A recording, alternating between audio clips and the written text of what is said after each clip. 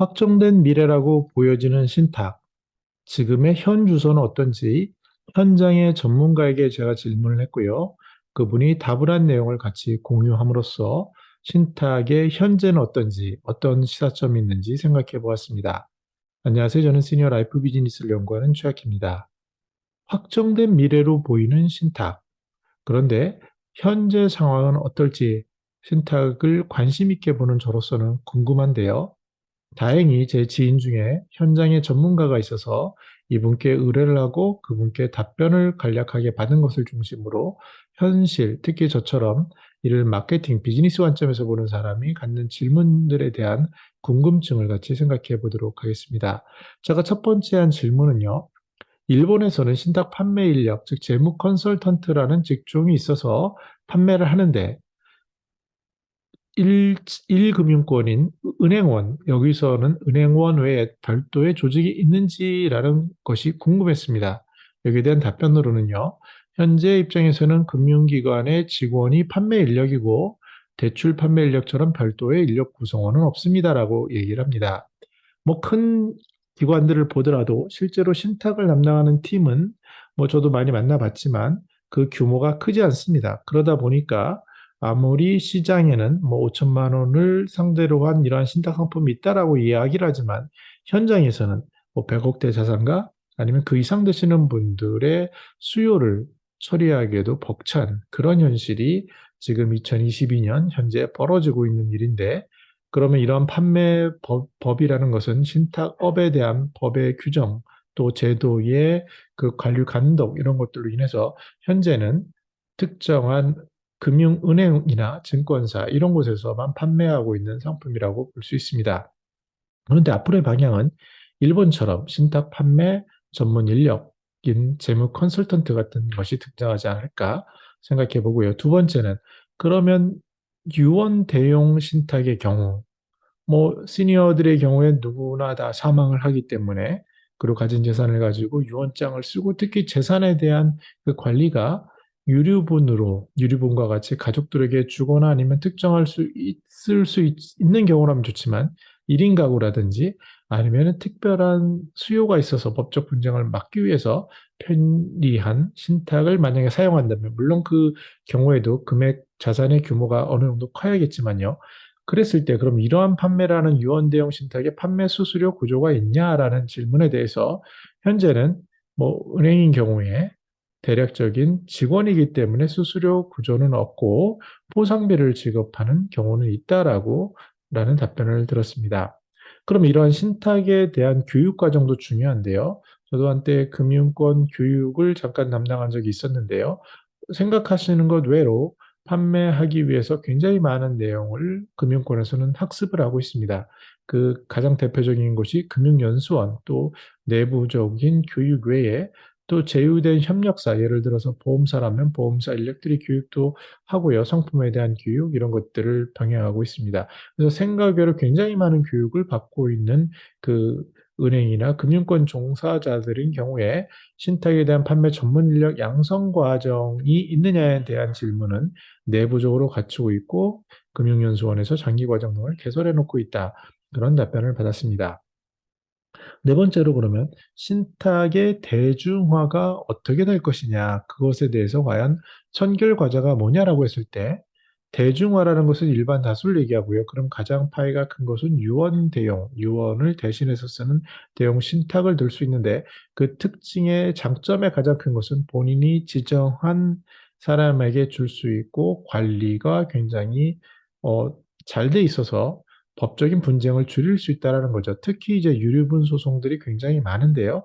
이런 것들도 아직 대법원까지는 가지 않았지만 회피될 수 있는 가능성을 보여준 그만큼 공신력 있는 제도가 신탁이라고 할 수 있는데 여기에 대해서 대중화에 대해서 걸림돌로 제안한 것은 이제 앞에 콘텐츠에서 말씀드린 신탁업 개선 방향 거기서 나타난 뭐 7가지를 넘어선 열거주의에서 포괄주의로 가는 이런 것들 즉 특, 다룰 수 있는 상품의 수가 늘어나는 것들 외에 미국의 경우처럼 유언 대용 신탁을 했을 때 세제 혜택이 있어서 누구나 쉽게 신탁을 선택할 수 있게 하는 뭐 수수료를 능가할 수 있는 구조가 되면 좋겠죠. 그래서 비용으로 계산해 봐도 편할 수 있는 그런 혜택 지원이 있는지 같은 부분, 그리고 앞에서 말씀드린 법적인 분쟁이 되는 유류분, 예를 들어서 본인이 누구에게 준다라고 하더라도 법적으로는 배우자라든지 가족에 대해서 그 비중을 정해주고 있죠. 그래서 이런 것들에 대해서 신탁으로 하면 예외로 들 수 있다라는 것이 아직 대법원까지는 안 갔지만 이런 산정 제외 등등의 이슈들이 선결될 과제라고 말하고 있습니다. 한 몇 년 전인가요? 한 7년 전인 것 같습니다. 제가 신탁에 대한 컨텐츠를 금융기관의 컨텐츠로 만들면서 이 이러한 온라인 컨텐츠를 만든 적이 있는데요. 책으로도 하고요. 그때 당시에는 이제 제 화두가 펫 신탁이 굉장히 멋있어 보이고 큰 시장이다라고 이야기를 했습니다. 지금은 이제 많이 바뀌었는데 너무나 당연한 얘기가 됐고요. 그런데 우리나라 금융권에서도 패신탁이 출시된 적이 있었습니다. 그때 광고 효과가 대단했다고 합니다. 그런데 실제로 이것을 운영하는 뭐 금융권 입장에서 보면요. 패신탁의 금액 단위는 적은데 할 일은 많다.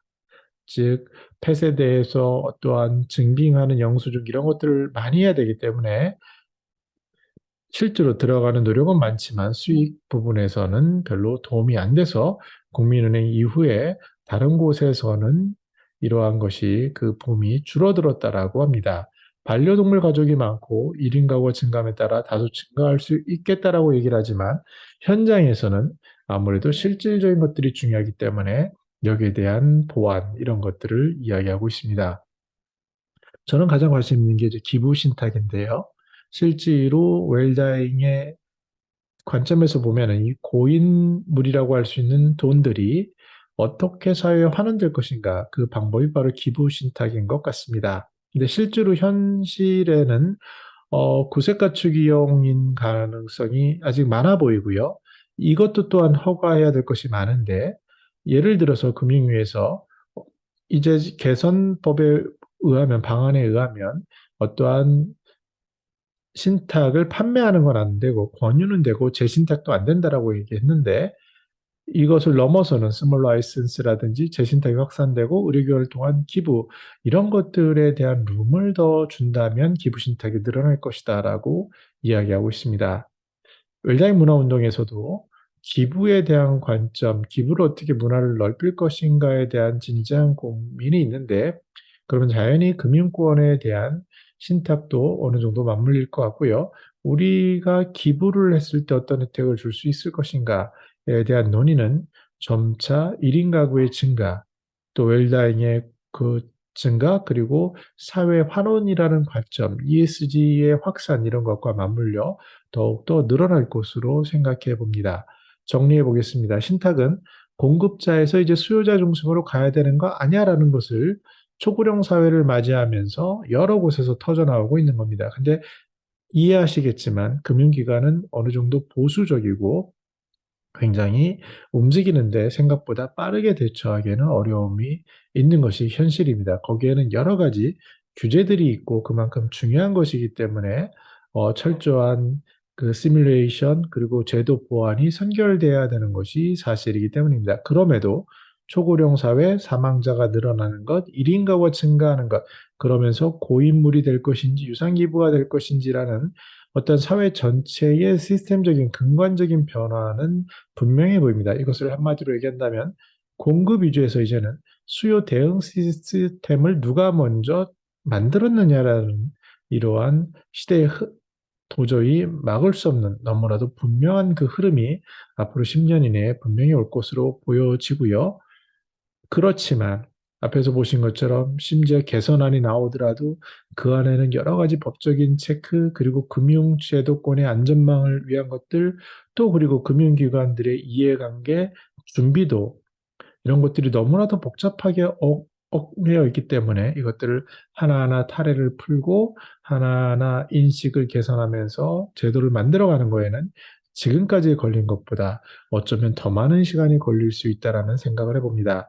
실버 산업이 25년 전 이전만 하더라도 무조건 잘 될 거야라는 생각을 했지만 뚜껑을 열어보니까 실제로 정보 주도라든지 일부 어느 시스템의 변화가 있었습니다. 그래서 초창기에 투자했던 수많은 기업가들이 약 20년, 30년 동안 지속되는 그 어려움을 견디지 못하고 파산한 경우도 많았고요. 그런데 지금 최근에 실버 타운을 보더라도 이제는 어느 정도 수가 늘어나면서 점점 가시화가 되고 이제는 공급이 부족한 그런 현상이 돌아가는 것처럼 마치 이러한 신탁에 대한 수요도 우리에게 명확한 미래가 될 것이고 여기에 대한 대응 시스템은 지금 현실보다는 조금 더 빨리 변해갈 것이라고 조심스럽게 전망해 봅니다. 혹시 제가 놓친 것이나 또 전문적으로 아시는 분들은 댓글을 통해서 정보를 나누고 같이 학습해 갔으면 좋겠습니다.